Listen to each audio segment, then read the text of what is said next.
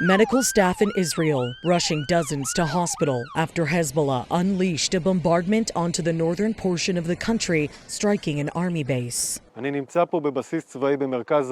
are casualties. At this point, there is complete operational control on the incident.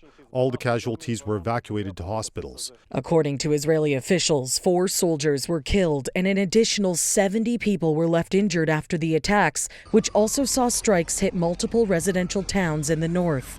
Army officials saying an investigation into the incidents has been launched. We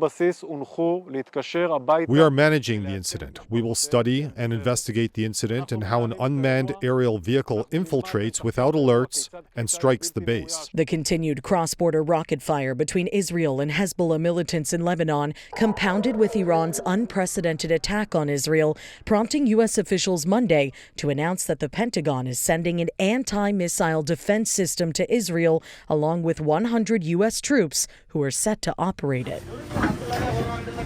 And while Israelis receive defense assistance from the U.S., Lebanese civilians are receiving humanitarian aid from Saudi Arabia. Our objective is to save lives. After that, to preserve the lives of those who fled. Saudi officials say they're currently sending 2 planes per day to Lebanon, loaded with 60 to 80 tons of aid supplies. Lebanese civilians in Beirut also stepping up to help feed those who've become displaced by Israeli strikes. I'm doing this from my heart because I feel the suffering of people. The head chef of a local restaurant handing out free meals to residents in central Beirut. Meantime, this Lebanese baker is busy making hundreds of flatbreads to hand out to those in need as well. We serve it from our heart, not for business.